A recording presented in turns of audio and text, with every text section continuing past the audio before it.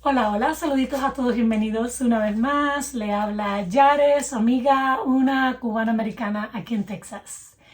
Y el tema de hoy está relacionado con este artículo de las Naciones Unidas, del cual muchos vienen comentando, vienen hablando en las diversas redes sociales, y espero que muchos estén comentándolos con sus familiares cercanos, con sus amigos, con sus vecinos, compañeros de trabajo, porque este artículo y lo que este grupo de personas que conforman las Naciones Unidas, los cuales están tomando todo este artículo, pero que vienen trabajando los ciertos juristas desde hace unos 5 años. Es espeluznante lo que plantea. Definitivamente espeluznante, y tristemente es algo que debemos conocer, porque los tiempos y las sazones son difíciles. Y hay un dicho callejero que dice: guerra avisada no mata a soldado. Mas la Biblia, por ejemplo, dice en Proverbios que el avisado ve el mal y se esconde. En otras versiones dice y se aparta, mas el necio sigue adelante y es afectado o recibe el daño. Entonces, sea usted de estos que son avisados, que ven el mal y además de ver el mal, se apartan. No sea de los que reciben el daño.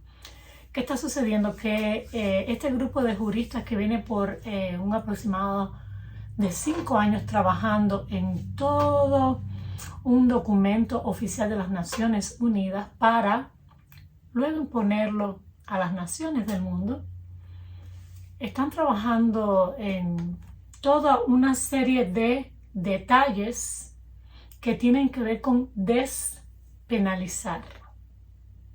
Y cuando usted escuche la palabra despenalizar, que esto le haga pensar, porque muchas veces, ha habido muchas cosas a lo largo de la historia que han sido despenalizadas.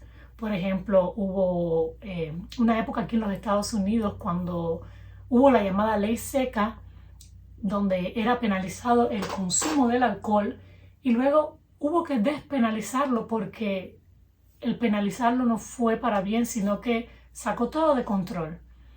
Pero últimamente muchas cosas dañinas para el ser humano, para las familias y por ende para la sociedad están siendo despenalizadas, como son, por ejemplo, el uso de ciertas drogas, como son, por ejemplo, ciertos crímenes están siendo despenalizados y están siendo permitidos. Tal es el caso, por ejemplo, de California, donde en ciudades como San Francisco, si una persona roba algo o comete crímenes y infiere en daños a otro ciudadano que no pasen de los $900, creo que es la cantidad, no le cae el peso de la ley. Esto está siendo despenalizado, así que usted puede felizmente robarle a alguien, robar en una tienda, a la cara, que los empleados no pueden hacer nada, la policía que ni intenten llamarla porque no va a pasar absolutamente nada. Pues esto está despenalizado. Y esto es terrible, porque esto lo que provoca es problemas en nuestra sociedad. Esto todo lo que está provocando es que los crímenes sean vistos como normalizados y los criminales salgan impunes. Pues bien, resulta ser que las Naciones Unidas están buscando la manera, a través de un reporte que ellos mismos tienen, y usted puede irse y buscarlo. Le voy a dar el nombre de este reporte, y básicamente lo que están declarando es que lo pongo aquí porque dicen que no se puede decir esta palabra, es un pecado cibernético en esta plataforma, pero las relaciones sexuales con niños sea algo normal.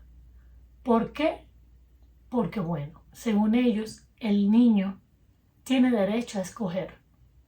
El niño tiene derecho a decidir si quiere o no tener relaciones sexuales con un adulto.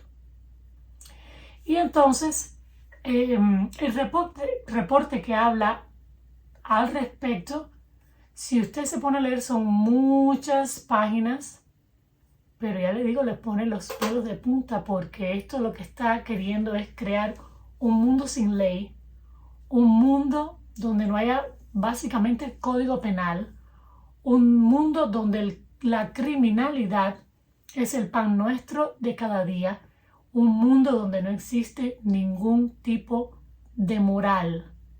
Y aquel que quiera sostener su propia moral va a recibir el peso de la ley. No el criminal, no el antimoral, no el inmoral, no el amoral, sino las personas que se rigen por su código de moral, lo cual sucede mayormente en grupos religiosos. Sucede en cristianos, sucede en musulmanes, sucede en judíos, sucede en muchos grupos religiosos, pero estos son los principales. Ahora bien, ¿cómo se llama este documento?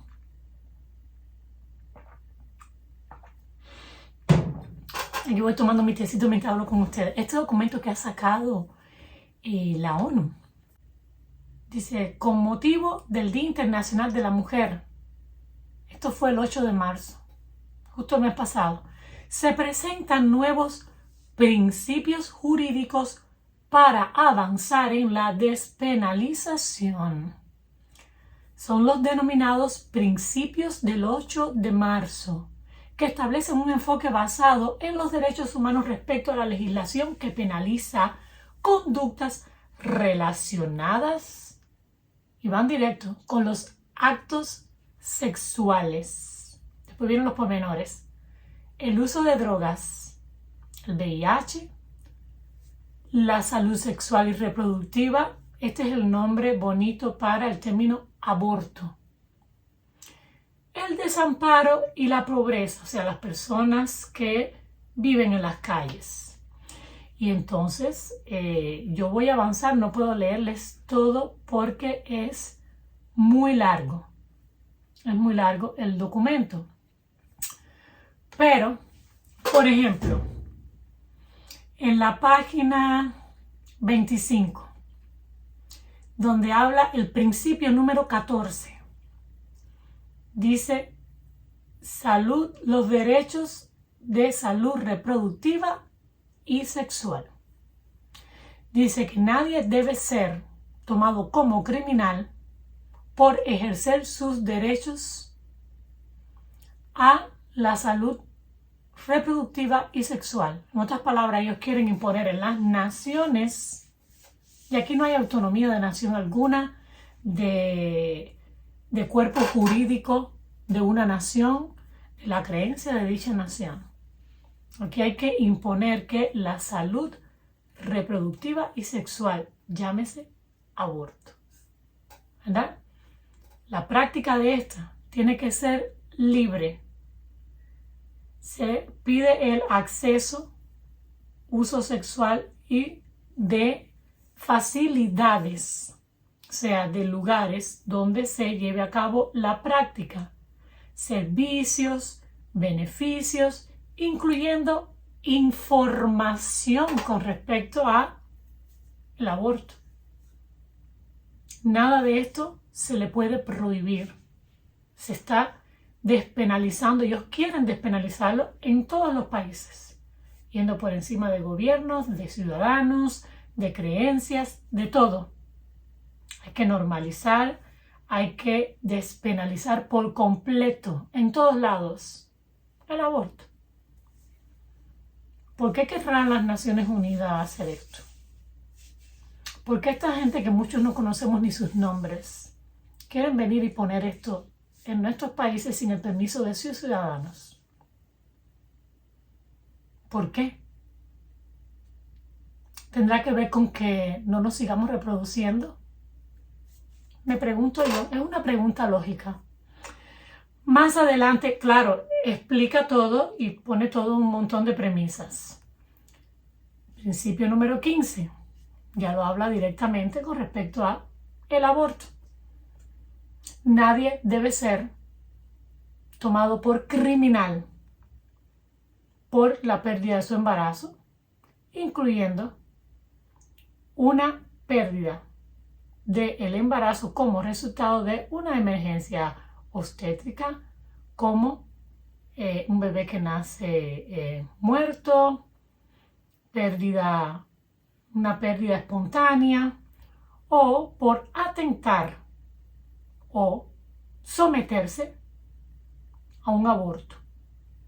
Por supuesto que nadie es penalizado, ninguna mujer que está llevando su embarazo emocionada y felizmente, que quiere reproducirse, que quiere tener una familia con su cónyuge, con su esposo, si tiene una pérdida espontánea o su bebé no nace con vida, por supuesto que esta mamá no puede penalizarla. Esta mamá no ha atentado contra la vida de su hijo. Pero ya ven por dónde viene la maraña. Están poniéndote esto primero para luego meter la tajada. Junto con esto, como mismo tú no puedes penalizar a una mamá que sin ella querer ha perdido su embarazo, ha perdido a su bebé, tampoco puedes penalizar a aquella que va y pide que acaben con la vida de su bebé de manera voluntaria. Bajo la premisa que sea mi cuerpo, mi decisión, es la más popular ahora. Por ahí van las cosas. Principio 16, aquí se los pongo. Conducta sexual en consenso. Esta es la palabra clave, consenso. Y usted pensará, bueno, se va a referir a cuando dos adultos de manera consensual quieren tener relaciones sexuales. No va por ahí el asunto. El asunto va por los menores de edad. Y después que yo les lea un poquitito de esto, porque ya les digo, es un documento de 32 páginas, les voy a decir que esto sí se puede lograr, que esto puede pasar. Lo que va a hacer es degenerar por completo nuestras naciones, nuestras sociedades. ¿Y saben por qué lo sé? Porque pasó en Cuba. Pasa en Cuba, sucedió y es la normativa en Cuba, es lo normal. Y los cubanos que me vean no me dejarán mentirles. Pero si usted no es cubano, yo le voy a contar lo que sucede en Cuba. Muchas veces, muchos de los que no son cubanos lo saben. ¿Por qué? Porque ellos mismos han ido a Cuba y se han servido de labor sexual de menores de edad. Pero muchos no lo conocen. Yo les voy a contar. Ahora bien, principio 16, conducta sexual consensual. Conducta sexual consensual. La voy a pasar. Miren, la voy a pasar al traductor, porque traté de traducir el documento completo y parece que es demasiado y no me deja. Por tanto y demás, yo voy a poner el párrafo a ver si me lo traduce. Dice, conducta sexual consentida. Yo creo que es consensual. Independientemente del tipo de actividad sexual, del sexo o género, de la orientación sexual, de la identidad de género o expresión de género de las personas involucradas, de su estado civil. Oiga usted, que despenalizar el adulterio, todo esto es aquí estamos en una jungla. Los países, las naciones tienen que ser jungla. ¿Por qué? Porque lo determinan unos cuantos que están allá arriba en una organización que nadie ha autorizado que venga a legislar sobre nosotros, sobre nuestras vidas, a menos yo no les he dado el permiso. No se los voy a dar nunca. Pero bueno, su estado civil, no pueden ser criminalizados en ninguna circunstancia. Relaciones sexuales consensuadas entre personas del mismo sexo, así como relaciones sexuales consensuadas entre diferentes sexos, o las relaciones sexuales consentidas con o entre personas trans, no binarias y otras personas de géneros diversos, o fuera del matrimonio, ya sea prematrimonial o extramatrimonial, pueden, por lo tanto, nunca ser criminalizados. Con respecto a la aplicación de la ley penal, cualquier edad mínima prescrita del consentimiento para las relaciones sexuales debe aplicarse de manera no discriminatoria. No se puede discriminar en esta despenalización de relaciones sexuales a los niños. Si usted me excluye a los niños de la libertad sexual y de la despenalización de ciertos actos sexuales que hasta el momento siguen siendo penados bajo la ley, como por ejemplo cuando un adulto comete acto sexual con un menor de edad. Esto hay que despenalizarlo y aquí hay que incluir a los niños, porque de lo contrario, fíjense si son perversos, los estás discriminando. Sigo leyendo. La ejecución puede no estar vinculada al sexo o género de los participantes o la edad de consentimiento. Además, la conducta sexual que involucre a personas por debajo del nivel prescrito a nivel nacional, como la edad mínima de consentimiento para las relaciones sexuales, puede ser consensuada de hecho, sino de derecho. Este es el derecho del niño. En este contexto, la aplicación del derecho penal debe reflejar los derechos y la capacidad de, permítame y pongo el resto del documento que no me cupo aquí. O bien, dice, además la conducta sexual que involucra a personas por debajo del nivel prescrito a nivel nacional, como la edad mínima de consentimiento para las relaciones sexuales, puede ser consensuada de hecho, sino de derecho. En este contexto, la aplicación del derecho penal debe reflejar los derechos y la capacidad de personas menores de 18 años para tomar decisiones sobre participar en actos consensuales de conducta sexual y su derecho a ser oídos en los asuntos que le conciernen. En otras palabras, cuidadito con penalizar a nadie que venga a tener sexo con un menor de edad. ¿Por qué? Porque el menor así lo quiso.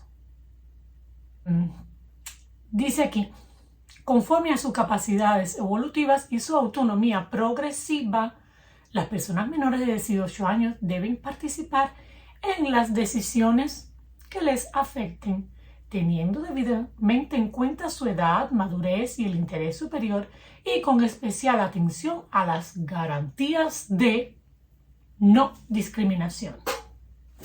No podemos discriminar aquí. Si vamos a despenalizar el acto sexual, y esto es, como digo yo, a chaquetón quitado, libre albedrío, no podemos discriminar a los niños. Los niños tienen que entrar también en esta fiesta. ¿Qué les parece? Ahora, ustedes muchos me van a decir, no, eso no va a pasar, no, eso no lo van a hacer. Desgraciadamente, esto es global. Esto es global de una agenda en la cual está, ya ven, no solamente el Foro Económico Mundial, sino también la que muchos veneran ciegamente y todavía no, a estas alturas no se han dado cuenta de qué va esta organización, la llamada ONU. Ahora, fíjense bien, ¿por qué les digo que esto es posible? Ellos están buscando la manera de acabar con todo tipo de identidad. Cuando ellos meten todas esas identidades que dicen ellos, que sabemos que no existen, están realmente acabando con la identidad del ser humano. Varón y hembra los creó Dios. Están totalmente acabando con todo tipo de código moral, de código de familia, de conducta cívica, de respeto, de todo lo honrable. Todo lo que tenga un poco de honra, de honor, están acabando. Porque ¿cómo tú destruyes a una sociedad si no es quitándole por completo su set de valores, quitando su religión, su creencia, quitando su identidad? Y ahí es donde yo aterrizo y digo, esto puede pasar si usted lo permite. Si usted permite que gobernantes tiránicos y déspotas y sin una gota de honra, sin una gota de nada bueno en ellos, sean los que gobiernen. Y sobre todo, si usted permite, ya sea por las instituciones escolares, mientras sus hijos son menores de edad, por las instituciones escolares, a través de las vías que sean de literatura, de redes sociales, les transforman a sus hijos. Lo vi suceder en Cuba cuando no había ni internet, ni redes sociales, solamente televisión en blanco y negro. Pero un adoctrinamiento, desde que pones un pie en una facilidad escolar hasta que sales de ella. Un adoctrinamiento crudo y asqueroso. Entonces, ¿cuál es la realidad de Cuba ahora? Porque lo que hizo el asesino de Fidel Castro en Cuba, el maldito fascista, asesino, que destruyó la isla de Cuba, no fue el imperialismo, no fue los Estados Unidos, no fue el bloqueo, fue este maldito y la dinastía de su familia.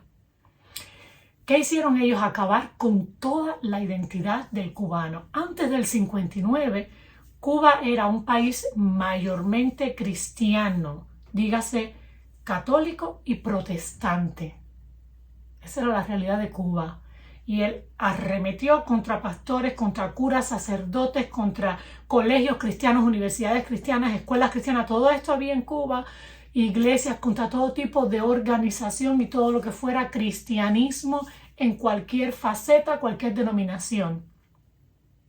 Arremetió con todo. Muchos sacerdotes, monjas, pastores, maestros, clérigos salieron huyendo de Cuba. Otros fueron asesinados. Y los que quedaron, pues, fueron parte de toda la atrocidad llamada revolución. Entonces, instituyó, le dio bombos y platillos, le dio rienda suelta, lo televisó, lo puso por radio por todos lados, lo metió en las escuelas, en escuelas de arte, de música. ¿Qué? La brujería, la santería, el espiritismo, las religiones africanas, que perdónenme, aunque en mi familia lo hubo y lo hay, esa no era la identidad cubana. Esa no era la identidad cubana. Eso fue lo primero que hizo el maldito fascista de Cuba, de la Revolución Cubana. Pero además de esto, en medio de toda la degeneración de poner a familias contra familias, amigos contra amigos, vecinos contra vecinos, cada quien se volvió, ¿cómo diría yo? Chivato. La persona, el delator, chivato es en términos cubanos, el delator hasta de su propio cónyuge, muchas veces cónyuges en desacuerdo. El cónyuge que era pro revolución traicionaba a su propio cónyuge, a un hermano, a un primo, un tío, un padre. Sucede en Cuba hasta el día de hoy. Y por eso tantas familias rotas y separadas. Pero además de esto, despenalizó en el año 61 el aborto, donde en Cuba es más fácil, ahora mismo con la situación horrenda que se vive en Cuba, la más difícil probablemente de toda su historia, más que los años 90, es más fácil ir y obtener un aborto a la edad que tenga una mujer o una niña que comprarse una barra de pan. Es gratis el aborto en Cuba y a libre demanda. Y comprarte una barra de pan para tener un trocito que comer cuesta 60 pesos. Con eso se los digo todo. Pero vamos, todavía no he terminado. Degeneró tanto nuestra sociedad que el cambio fue brusco, brutal, de una generación a la otra. Escuchen bien. Les estoy hablando de la generación de mis padres, donde yo me crié escuchando a mi papá, un papá que era pro revolución, un papá que veía tantas bondades en la revolución y ya al final de sus días vino a desencantarse y ver la realidad un poco tarde, al final literalmente de sus días, a punto de morir. Pero mi padre, mi papá, se hartaba y se llenaba la boca de orgullo al contar que en los, oigan esto, 7 años de noviazgo con mi mamá jamás la deshonró. Y como eso, le tengo la historia de mi tía con su esposo, la historia de otros tíos míos y tía con sus parejas, que no hubo tal cosa como sexo antes del matrimonio. Se guardaban hasta el momento de la luna de miel. Sí, hubo muchos casos que no lo hicieron y muchos embarazos antes del matrimonio, pero aun cuando esto acontecía, el hombre asumía y se casaba y asumía ese matrimonio y ese niño. Solo pasó una generación, o sea, nacimos nosotros. Si yo y mi generación, mi esposo también, más o menos por ahí, 59 llega la maldita revolución. Les estoy hablando ya de años, o sea, 59, 60, ¿verdad? Década de 60. Llega el año 70, una generación básicamente nueva, hijos nuevos que nacen completamente o en su gran mayoría muy degenerada. Y se los puedo decir porque, aunque no fue mi caso, yo sí estudié con muchas chicas que ya estando en secundaria básica, menos de 14 años de edad, ya habían perdido su virginidad. Yo sé, ustedes miran, ay, esa palabra, sí, habían perdido su virginidad, gozaban abiertamente, niñas, les estoy hablando de 11, de 12 y 13 añitos de edad. Anoten estas edades, 11, 12, 13, ya estaban teniendo sexo abiertamente, ya se hacían abortos abiertamente, pero eso no es todo. La plática y la conversación de sus padres ya no era, hija mía, guárdate hasta el momento del matrimonio. Espera por un hombre que te respete, que te ame, que va a estar contigo hasta el final, ¿no? ¿Cuál era la retórica que metían en la televisión todo el tiempo? Enseña a su hijo temprano a usar un condón. Aquí está pasando en las escuelas, bueno, allá en las escuelas, pero lo hacían bombardeado en la televisión a los padres. No era enseña a su hijo a guardarse virgen hasta el matrimonio, enseña a su hijo varón a honrar a las muchachitas y no llevarlas a la cama, a un cuarto o a un parque oscuro si no es su esposa. No. Lo que le estaban inculcando a esos padres, esa era parte del nuevo hombre, el hombre moderno, que maldito asesino de la revolución junto con su secuaje, el Che Guevara, era el hombre nuevo que estaban creando, ¿no? ¿Y qué era lo que estaban enseñando? Enseña a su niña cómo usar un DIU, un dispositivo intrauterino, cómo usar un anticonceptivo, cómo usar un preservativo o condón.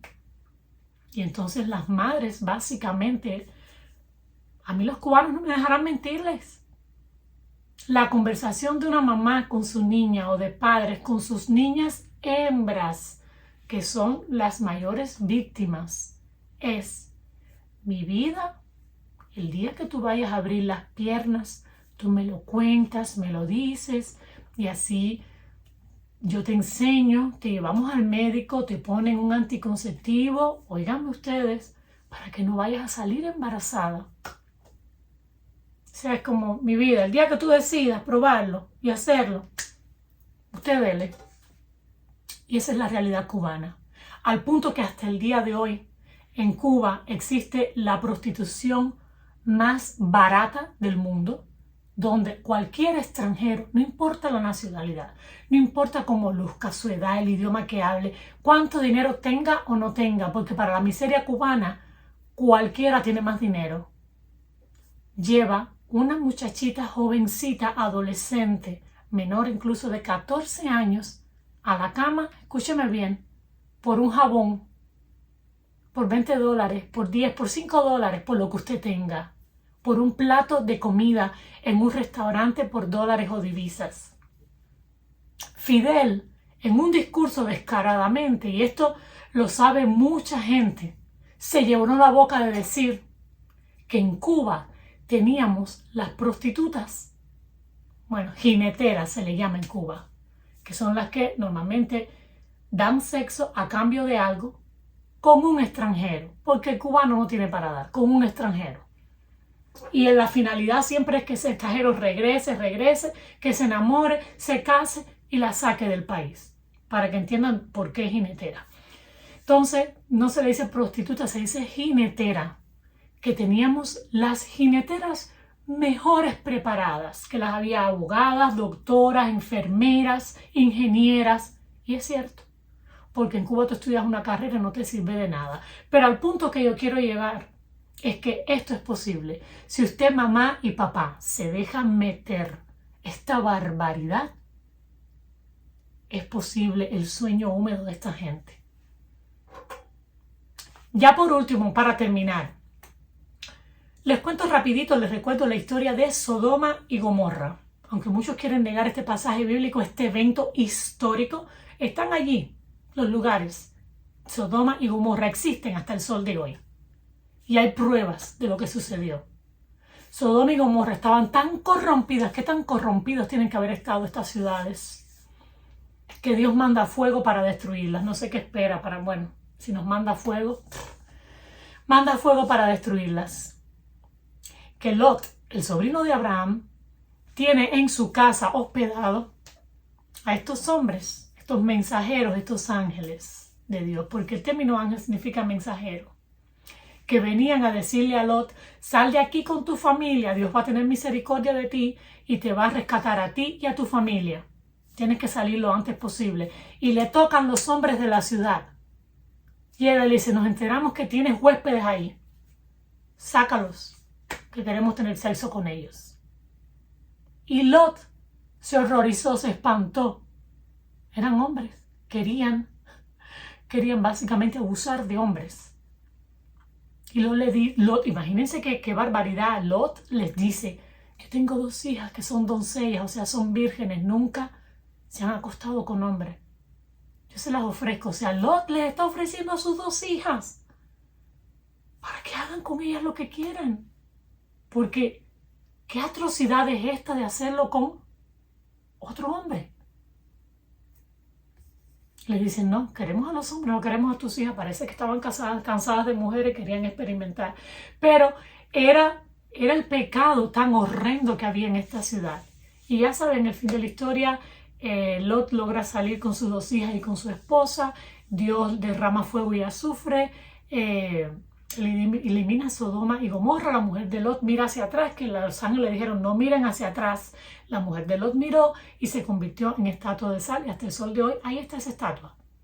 Ahora bien, más adelante, cerca de 2000 años después, viene Jesús, el Hijo de Dios, y cuando está predicando está diciendo que la maldad y el pecado de los últimos tiempos será tan terrible, oigan esto, que la generación de Sodoma y Gomorra, aquellos pecadores de Sodoma y Gomorra, juzgarían a esta generación tan pecaminosa. Dígame usted si lo que estamos viviendo y lo que quieren cierto grupo que ni sabemos cómo se llaman ni nos interesan, quieren imponernos a cerca de 8 billones de ciudadanos del planeta, porque les da la gana a ellos, porque ese es su plan, esa es su agenda. Dígame usted si esto no es lo más similar a las palabras de Jesús. Con razón, los de Sodoma y Gomorra son santos en comparación a lo que estamos viviendo el día de hoy.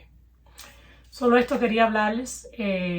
Creo que usted y nadie más que usted es responsable de ponerse en pie, de dar la voz, de contarlo, de hacer esto público y plantarse y decir no, no lo vamos a permitir. ¿Qué quieren ellos? Una sociedad sin ley. Quieren que nos despedacemos los unos a los otros. Quieren que los padres que todavía tenemos valores seamos los que tomemos justicia por nuestras propias manos. Porque no va a haber un código penal que criminaliza, que penaliza a un degenerado que viene a tener sexo con uno de nuestros niños pequeños. Entonces, ¿qué nos toca? Hacer justicia a nosotros. Eso es lo que están esperando ellos. Mientras viven en sus mansiones, burlándose del resto. No lo permitamos. Hasta aquí llega la sección, el video de hoy. Busquen el artículo. Está muy bueno. Voy a tratar de dejárselos. Y bueno, hasta aquí el video de hoy. Muchos besitos para cada uno de ustedes. Que tengan buen día. Hasta la próxima. Chao.